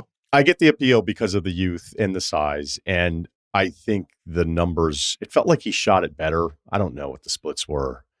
It felt like it was going in more. Shot selection is obviously a massive problem, but some of the shot decisions getting into it, and you're like, what the hell is this going to be? And I think it has way more to do, I'm being really negative here, but it had way more to do with me seeing him go 9th ahead of some of these players, where if I were in the room with the staff going, hey, I get what we're all doing here. We're looking for upside. Speaking of this, all right, you're working for the Bulls. You're working for their front office. Derek Queen is on the board. I'm looking for a new job. Ouch. Would you be arguing for or against Derek Queen? 4. All right. I like it. I think Derek Queen's just kind of an ass kicker. I think he has like these real athletic traits that like don't get measured by combine testing or whatever. He's super balanced, super coordinated. I don't really know that he's ever going to shoot it. Like I'm actually a little bit worried about that with him, but he's just one of those dudes that like grew up in Baltimore and grew up like playing against dudes that are older than him and just understands how to play 5-on-5 basketball. I think it's such an elite like level. I think he's just always going to be productive. And the bigger thing for the Bulls for me is the one thing I've heard about them is like, look, they're all over the place. Nobody knows what they're going to do at the end of the day in terms of who they're going to pick. But the one consistent thing that I've gotten is they want somebody that fits their style of play that they played last year, right? What, the just the absolute pace towards the end? Yeah, right. Super up tempo, high tempo, high pace. Josh Giddey like spraying guys out for 3-point shoot like shots and everything like that. I think Queen really fits that. Like I think that his ability to grab and go on the break, like you would have 5 guys basically on the court that could grab and go on the break and be able to create in that way. And it would be a good fit for what they're trying to build. We can talk about the efficacy of what they're trying to build, but I think that given what they're trying to build, if I was in the room, I would say, yes, Derek Queen makes a lot of sense to me there. Which team do you trust right now as a front office the most? You can't say Oklahoma City. Yeah, I mean, that's the answer. But, I mean, it's funny. Like, I think Memphis's front office does a really good job. Like, I think that, like, oh, man. Yeah, Oklahoma City's the answer, Ryan. But, like, I think Houston does a good job, honestly. Like, I think they've done, like, a really good job the last couple of years. Heater, man. Absolutely agree. I think Tim Connolly does a really good job in Minnesota. Like Matt Lloyd's a really great evaluator there, their general manager. You know, Connolly, I think, really understands, you know, windows and understands what Lloyd's he's building great, for. But he's a little annoying. I'm just kidding. I've known him a long time, but he doesn't tell me anything good. So I had to say that. Yeah. He's a great dude. He's a great dude. He's a great dude. He's one of my favorites. But again, he doesn't tell me anything just in case A-Rod's listening. I think Boston does a really good job. Honestly, I'm fascinated to see what they do to get below the second apron now and like try and retool on the fly. I think that Brad Stevens and those guys there just are really creative in how they go about it. That's probably the group right now. Am I missing one? Like just kind of off the top of my head. I mean, look, there's probably, we could just start naming GMs we like, but you know what though? Indiana's like a real answer here, I think. I mean, they've gotten like very few things wrong over the last couple of years. And to build the team the way that they have, cashing in the Sabonis asset to go get your like superstar, and then cashing in draft picks to go get Siakam, who was like not really a distressed asset, but not a guy that teams were clearly willing to pay like a crazy amount for, given that they got him for the price that they got him. The way that even just this week they do the trade for number 23 to get their 2026 pick back. Yeah. I thought that was really smart. Yeah. Like, nobody even paid attention to it because then I saw it and I went, that's actually really smart. I mean, I guess you could argue it the other way. Like, hey, they're going to be even better than the pick is further back, but people like next year's draft better than this draft. So, well, to me, it's more that now they have 4 picks to trade again. Like before they only had 3 first-rounders to trade. Now they have 4. Like they can really go out and be in the trade marketplace if they want to as well. So they have more flexibility. I think they get all of the moves, all the big moves right. And I think that they do a really good job on the margins. The draft picks have been so-so outside of Nembhard, obviously, but you know, even targeting Aaron Nesmith for the Malcolm Brogdon deal, right? With Boston, like that was a huge win for them. I like the Mathurin pick, and Jarris Walker just doesn't even have the minutes to figure out if he's going to be anything as high as they took him. Okay, last things here. Best, what do you think? Give me the rumor. I know you can't share everything. Give me the rumor you think makes sense. the draft rumor night. The draft night sense. Rumor that makes sense. Or you could give us the worst rumor that you've heard, because those are always entertaining. Yeah, so like Charlotte liking VJ, I think makes the most sense. There's a real sense that Charlotte really likes VJ Edgecombe and wants to, potentially end draft night with him if they can, right? We'll see if Philadelphia takes him. But yeah, I think that makes a ton of sense. He's a super high character kid, super high effort kid, would be perfect in between LaMelo and Brandon Miller, would be able to play up tempo with LaMelo in transition, would be able to defend and take on really tough assignments away from LaMelo, which God knows what he needs, right? Like, I think that duo and that like trio really along the perimeter makes a lot of sense for them if they're trying to build this thing in the way that they're building it around LaMelo right now in theory, but we'll see. I think that's the one that I really love. Last thing, because I just want to say his name. He's not the most talented. I'm not saying he's going to be the best player because we know he's probably going in the 20s, but is Nick Clifford the best all-around basketball player today? Cooper. All right. You had to think. Cooper. Yeah, I mean, that was a tease like, for a radio show, but I tried. Yeah, like look, I would say it's Cooper, but like I like Neek. The thing with Neek that teams worry about is the shot going to translate. Is he has to like speed it up a little bit and kind of figure it out. The frame, he's like kind of skinny as well. I have him like in the 20s, but I think Neek's really good. I don't disagree with you. The thing I wanted to ask you, and maybe that was the answer, right? Is who's the guy that's like outside of the top 20 that you found yourself really liking? I probably like Liam more than others just because I feel like he played out of position, and I just have a hard time believing that that's who he is as a shooter. I know Asa because he's coming from Montverde. There's the high profile with that just bomb squad of dudes. Some teams really don't like him, and I understand because offensively, other than that left-handed kind of hook push shot, like what is there? But I also think that he steps into games and just he's big for a big guy. He plays big. I actually really appreciated what he did in that Gonzaga game. Georgia's getting their asses handed to him before they're even breaking a sweat, and he fought the whole time. So if a team goes, hey, look, this guy's never going to be somebody we're doing anything for offensively, but if he can play with this kind of energy and if he's this kind of competitor, the competitive stuff is a really big deal for me personally because it just shows me that when things are going to be really hard, and by the way, like Ace, they're going to be really hard for you because offensively, like I know you want to take some threes in college. We're never going to let you take that shot. You're going to have to go in there, rebound, and make rebounding difficult for the other team. And maybe we get some tip backs. And because he's so young and he was the big recruiting profile, I think some teams are disappointed off of that. But I still would be a little surprised to not see him go in the first round. I think he'll go in the first. Asa. Yeah. I mean, look, like I've heard as high as like 12, honestly. So like, I think it's just very wide for him. I think you brought up the idea of him being polarizing. He is very polarizing. And I'll say too, like, I think Sorber has something. Yeah.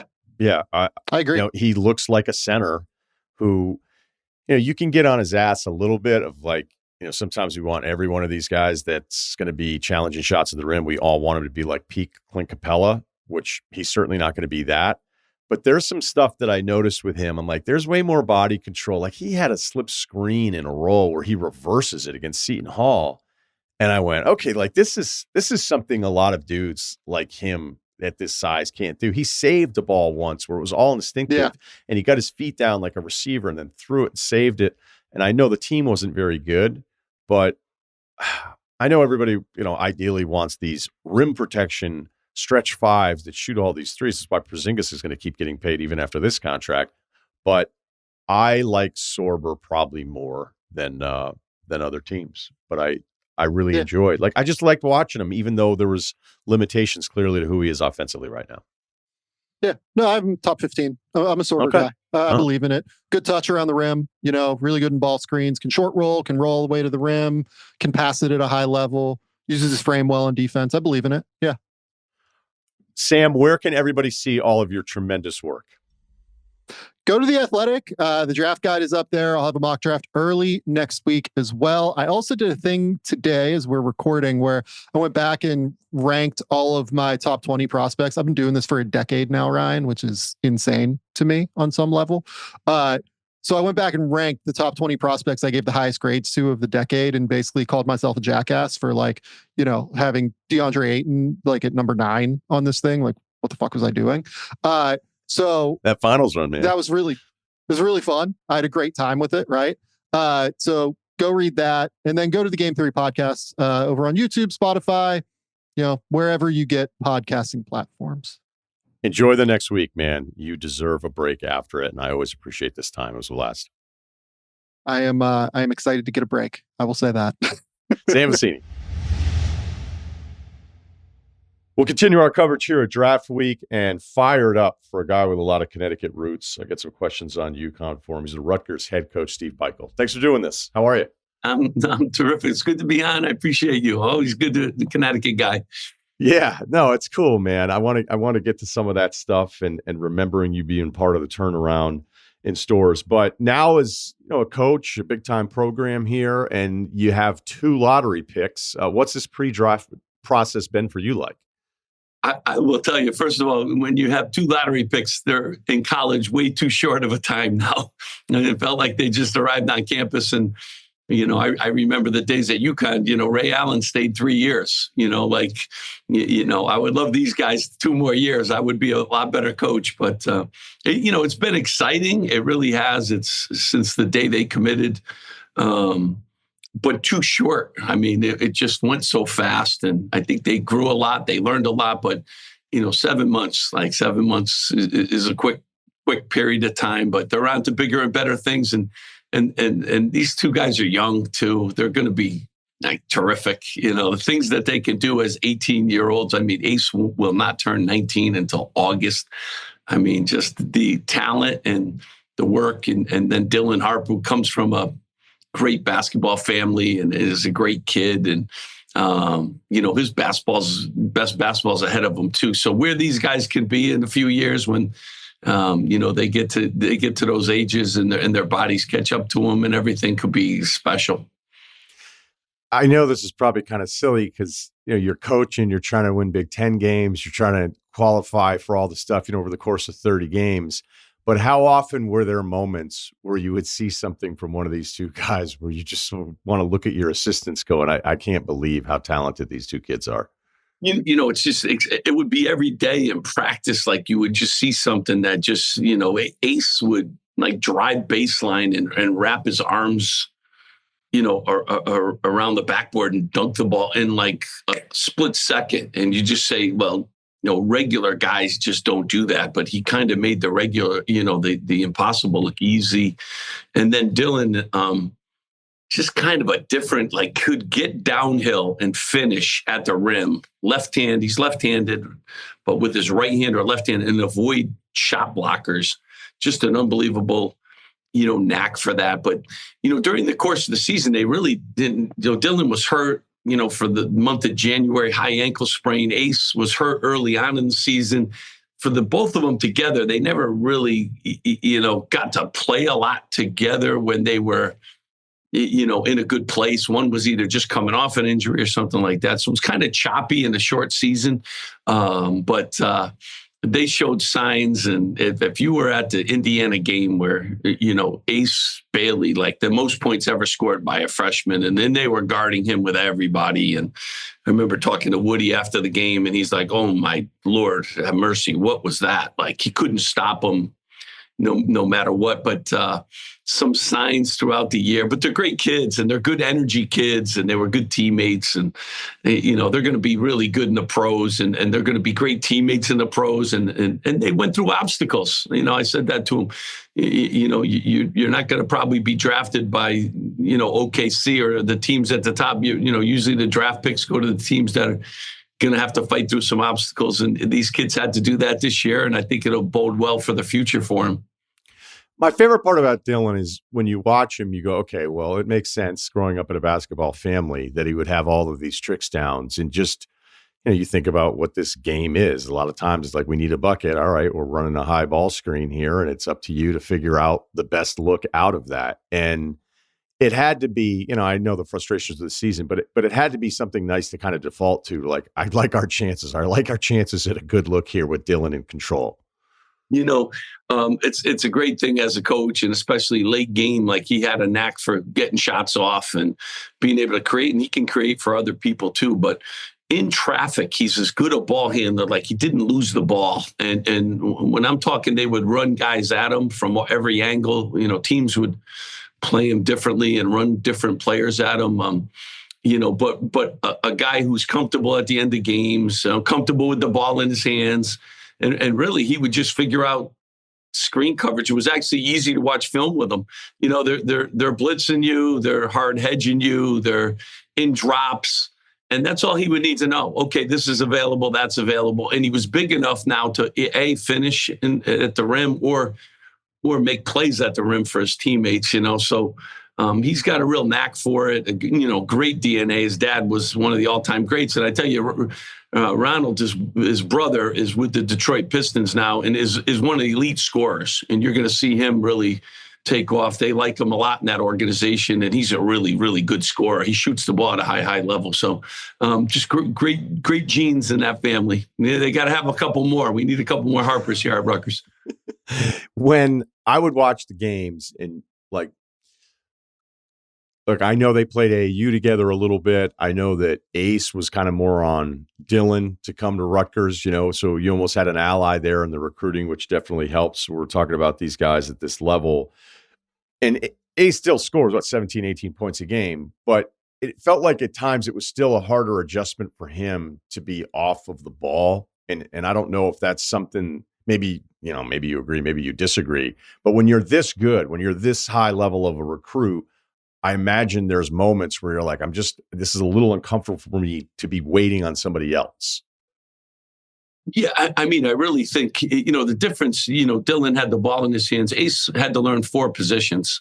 So Ace really, when Dylan was out, Ace was bringing the ball up too, and that's what I think is going to make him, terrific at the NBA level. He'll eventually be a point guard, and he can make plays. And I hear some of the criticisms about, his play that he needed to make for us was score points, which he did at a high level. And so he can make passes. He's an elite, get in the lane and create his own shot or pass. He's got tremendous size and length, but he had to just learn more. So his learning curve was different. And when, Dylan missed a month of the season, like Ace had to learn a new position type of deal. And we only play teams once in our league too, Ryan. And I think, we have an imbalanced schedule. We have 18 teams in the Big Ten.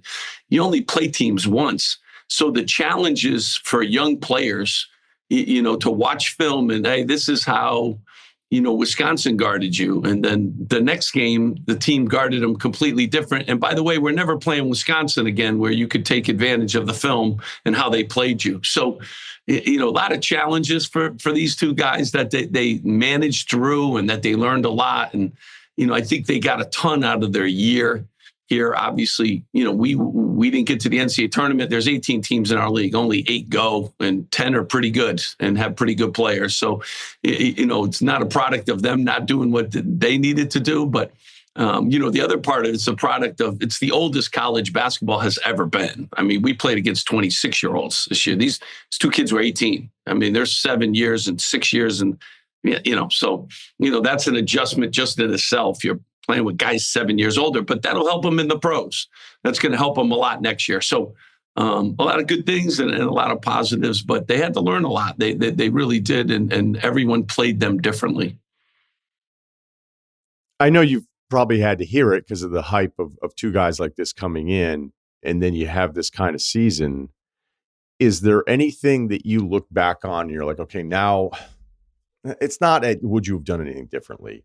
I think it's just the general sense of people that didn't watch any of the games are like, hey, they had 2 lottery picks. Like, what happened with this team this year? What did you learn from this season? Yeah, I mean, you learn a lot from every season. First, every team in our league has, really good players. So that's we at Rutgers got 2 5-stars. We've never had them. So it was a huge deal. I said, Oregon has 5 5-stars in their program. No one talks about it because they get them every year. Just because you get, 2 players doesn't mean everything's going to be great for you. The obstacles are always going to come in a great league, like this. But the only thing I would have changed was Dylan didn't get hurt in January during the toughest part of our season. And, we're probably 2 or 3 games away from, getting an at-large bid. So, can't change, injuries, unfortunate, and he's as tough as there is. And I would love for them to have gelled more together, because when one was on, the other wasn't. And, when Ace was on a run as good as any player in the history of the Big Ten, Dylan was out, and then Dylan came back, and then Ace, was out for, so never got them on the same, page during the short season. But I learned a lot. We sold out every game. It was exciting. Every game was nationally televised. They were on the cover of Sports Illustrated. They did well in school. The community loves them. I get it. We didn't go to the NCAA tournament, and I'm as disappointed as any, but 10 other coaches in the Big Ten feel the same way about their teams. And, it's college basketball's tough. You're not guaranteed anything, no matter what players you have, and to coach these guys, I wouldn't have traded it for the world. And they're great kids too. That's the most important thing. And they got better. And I think that's what they came here to do. And they're lottery picks. So they did a great job here at Rutgers, and now they're going to get rewarded and have long NBA careers. I was reading about the recruitment of Ace this morning, and I was reading how he went to a game and then he's like, I'm in. It was like, and then he's told the story that he had to call his mom to just make sure she was on board with it because he wasn't getting too caught up in the moment. And there were some really cool stories in there that I was going back and reading, and she kind of be like, oh yeah, that's right. I remember that, or I'd forgotten this. But now in this pre-draft process, there was all sorts of headlines last night when Ace and his team had canceled the Philly workout, who has the third pick. Can you give us any further insight onto the pre-draft process here for one of your guys? I'm not really involved with any of that stuff at this point in time. I just know that every team, we have the credentials and every team in the NBA saw Rutgers basketball play. I'm going to give you on the average 17 games and probably 17 practices. I sometimes kind of, laugh a little bit when, teams need to work these guys. They've seen these guys. They were with them at the McDonald's All-American game for a week. They've seen them play 35 times, practice. They know everything about these guys. So, I think they're, as talented and as good of players as there are. I don't understand all of them. Now they got to work out. You saw them 35 times. I wish I got to see guys play 35 times. I have a 30-second timeout. I got to make a good decision. So what's going on in the draft? I really don't know. I do know that whoever passes on these guys are going to be really good. And I know every GM I've talked to loves both of them. So I don't know why now. I guess, it's kind of a boring draft, I guess I'm hearing too. So we got to create a little something, which may be exciting for people. I want to go back to your early days. Do you think playing against Woj in middle school set you up for a life in competition? He intimidated me. He was a shot blocker galore, especially at the rim. But I think that set me up for my days at UConn. You know what I mean? He gave me that good push to get to Coach Calhoun and to get started motivated. That's how good you got to be. You got to be better than Woj. But he's one of the all-time greats. I will tell you that. I don't know if he wanted me to ask that or not, but he did throw it out there. He was like, just make sure you know that I played against him in middle school. So I was going to share that. I love the UConn story for you because were you recruited by Don Perno? I was recruited by Don Perno, and then at the end of that year, he resigned, and Coach Calhoun came in. So those were the old days too, and I committed to UConn. I was going to UConn no matter what. It wasn't like it is today, and I was happy that I picked it. And then I was blessed I just got off the phone with Coach Calhoun, and I can only tell you, I played for him in 91 was my last year, and then I got a chance to coach with him, but we talk all the time. It's just a blessing to, have played for him and saw him build a program and was part of some good teams and loved my days at the University of Connecticut and loved Coach Calhoun and Howie Dickerman, who was a longtime coach there. I coached with him at Central Connecticut and, all my teammates and, just wonderful memories and that where that program is now. It wasn't like that when we first got there. Jim Calhoun's first year, we weren't talking about national championships. We were just trying to get out of the basement of the Big East, which only had 9 teams at that time. I think about our league. I tell Coach Calhoun, we have 18 teams, Coach. You had 9 back. You had to pass out 9 teams. 18 are in our league. 18. Yeah, crazy how times have changed. What was it like, though, for you to be a Connecticut kid? And, you said, hey, I'm going there no matter what. But every time they win a title, which feels like every few years here, I probably have done the segment too many times where it's like a reminder of me going to all those Civic Center games and just watching them get their doors beat. Like I would go only to root for the other teams and get to see all the NBA players because UConn was just a complete afterthought. And Calhoun comes in and completely changes something in a way that's like this team is at the level, not historically of like Kentucky or North Carolina, but like has them at their level for this long stretch. It continues on with coaches after him. I can't even fathom at your age you would even understand this ship that he's turning around. But what was it like to be? I mean, you were there at the beginning. I will tell you, I mean, as remarkable a job, like I will tell you, I mean, UConn's really sexy now. Like when it comes time to basketball, like it is, you know, kids talk about UConn and Ray Allen to the Rip Hamiltons to the Karan Butlers to the Ben Gordons. You know, when I went there, people would ask, they would stop me in the airport and they would ask, was UConn in Alaska? And they would see the Husky dog and they would think the Alaskan Husky, and UConn's got to be in the YUKON. I got that question more than I got any other question. So that's how far away UConn was from the national picture, that they thought more of the UConn, Alaska, you know, location than they did, you know, now what they call the basketball capital of the world, you know, and the job that Coach Calhoun did, I mean, there were no facilities at the time. He actually coached his whole time, no practice facility. He never actually had a practice facility. 3-time national champion, you know, chip coach, Hall of Famer. And same thing with Gino REM, who's done a fantastic job on the women's side. He was there. My first year was his first year. So I saw him build his program empire on the women's court. But how far, they weren't talking about draft picks. They weren't talking about national championship. We were just trying to not play in the 8-9 game because the Big East tournament had the 8-9 game was the night before.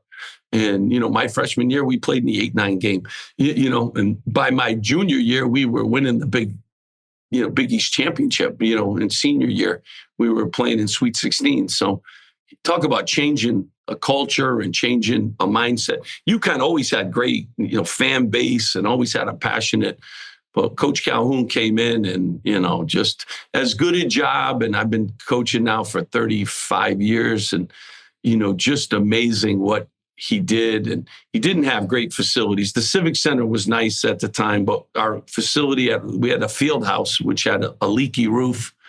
I mean, when you talk about obstacles, like, wow, did he fight through a bunch of them? And then he just kept winning and pros and, you know, and then they get sexy. But I laugh. We were never, you know, when we were blue collar as could be, we were never a sexy pick for anybody. And he had to talk kids into going there and promised them nothing. And, you know, told them they'd get better if they come here and we'd win. And he followed his vision and it happened there. And it continues to happen. Yeah, I'm sure there's all sorts of anecdotes, but you know, when you're younger, you're impressionable, and here's somebody that's still in your life all these years later. Is there one thing that you think of as a player or when you were on the staff after you were graduated that you started thinking about yourself as a coach? You were like, this is something that Calhoun believes in that I want to be able to carry on when I go on. Like, is there one influential thing that you think of the most about that relationship? There are really two things, because Coach saw in me a coach, and I love basketball and I was always around it, but I had other plans. I had done internships in business community and insurance companies and all that. So I was doing that during my career at UConn. And then Coach said, you need to try coaching. And from that day forward, I loved it. And I've been coaching now for 35 years. And the next best thing to playing was coaching. And I went through every step and every phase. But what I'm amazed of most now that I've been a head coach for the last 20 years, his ability, he's a true family guy. His wife is the best. He has 2 sons. To navigate this job and be an unbelievable family guy and to spend time with your sons and daughters. And like, you know, everyone takes different lessons from him and stories about basketball. Everything pulls me away from my family. Like this, I'm leaving tomorrow to go recruiting. I'm gone Friday. I'm gone Saturday. I'm gone Sunday. Monday, we have practice here, you know, summer access, and Tuesday and Wednesday and Thursday. So I got to speak at this thing on Thursday. We got to, you know, the draft is coming on Wednesday. So like, and this is June, and the whole schedule takes you away from your kids. I have 4 kids, and Coach Calhoun always had like his family like that. His sons were at games. He would go to his baseball games, his lacrosse games. His son Jimmy played lacrosse. I was always most amazed at that. And so that's what I really, he did both. He was a Hall of Fame coach, but I think he's a Hall of Fame like husband and father, like in how he did that. I'm still amazed. I say to him all the time, I mean, I don't know how you did it, the way you did it, and at that level. So those are the lessons more than anything. And he's as tough a man as he's battled cancer 100. He'll fight anybody. He'll fight the referees. He'll fight the business office. So if he feels like he needs something, a true fighter, Boston fighter, and just an awesome guy. And to this day, he calls and. Steve, you got that referee. Steve, you got he's the best. He wants to fight my fights too with me, which I like. I probably got to bring him in and sit him behind a bench. I remember I went to the old field house for a game, and I think they were playing Eastern or something, and it was just like an early, hey, let's get a sweat, but it was a real game. And I forget the story like word for word, but there was kind of an understanding. It's like, if we take this game, like take it easy on us. And I think Jim was up 40 screaming at everybody. And then on the Eastern side, screaming at me. You probably saw that, probably turned it over. But he coached until the end, and he didn't care about, not that he didn't care about the opponent. He was always worried about his team. He had a great saying. He told me this a bunch of times. Steve, you can only coach one team. Don't worry about the other team.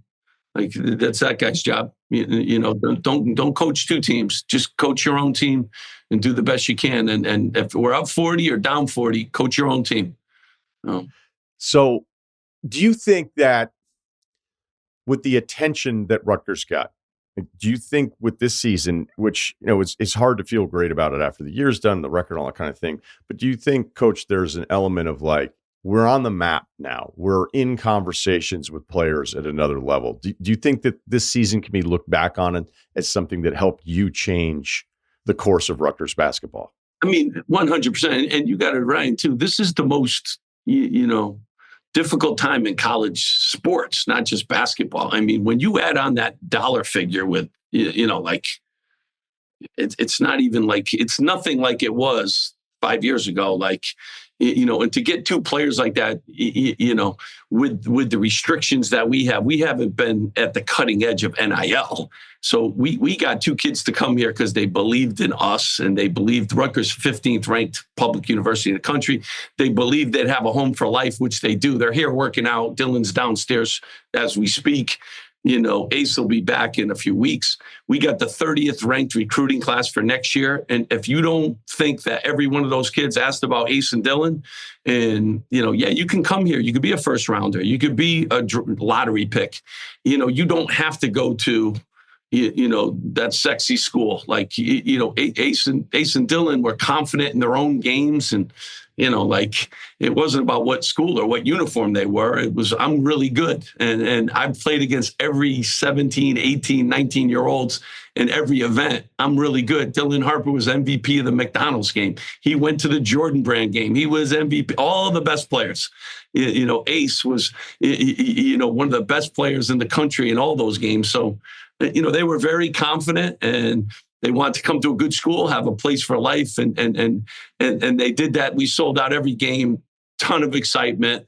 We didn't win as many games as we'd like, but I think every coach in the country, except for the national championship team, would probably say the same thing.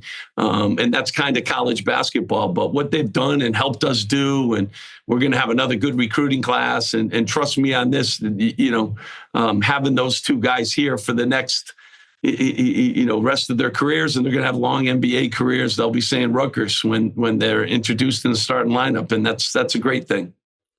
Well, this is really cool, man, because of your background and the whole thing, whether it's my pickup games at St. Paul's or when I was in Bristol, or the St. Joe's pickup games were much nastier because Donnie Marshall used to bring me, and then he brought Jerome Dyson once, which didn't go over well at all because we weren't members, but all your UConn ties, they let us go play there.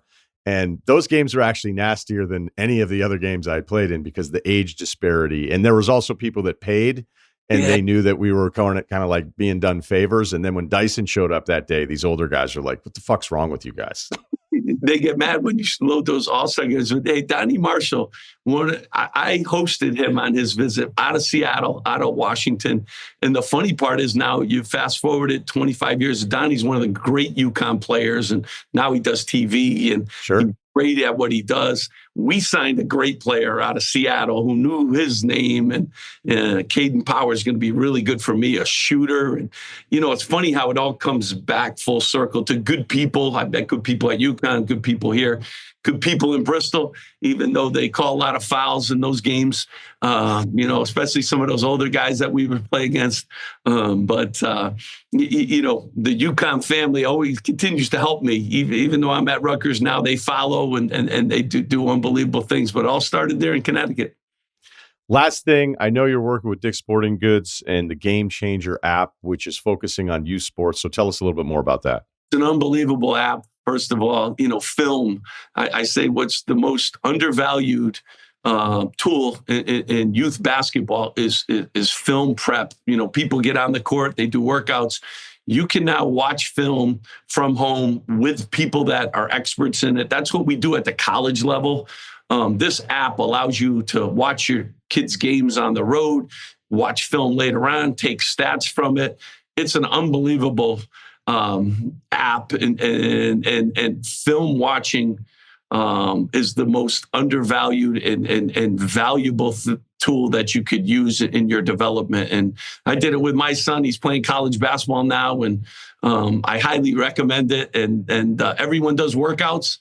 Work your mind out. When your legs are tired, your mind isn't tired, and you can continue to be a really good basketball player. And you can clip up highlights and send them off to colleges and do all this other stuff. Technology nowadays is amazing, and this is a big part of that. So take a look at it. Absolutely. Hey, enjoy next week. It's a big moment for you. It's a big moment for Rutgers, and we're only days away from the draft. Thanks, Coach. Thanks. I'd love to come back on after the draft. It'd be great. Thanks, Ryan. Done. Let's have you next season. Thanks, Steve. Awesome. Thanks. Thanks for checking out a Friday pod here, and we'll be back Tuesday, Thursday next week. So Game 7, Bill and I will be live, and then Tuesday, we'll probably be doing some draft, some off-season stuff. Maybe we'll have a big trade by then, and then on Thursday we'll recap the first round of the NBA draft. Thanks for listening to the Ryen Russillo podcast, Ringer, Spotify. They were gonna name me Michael Jordan. My dad was like, I don't think he can live up to it, so they named me Michael Jared.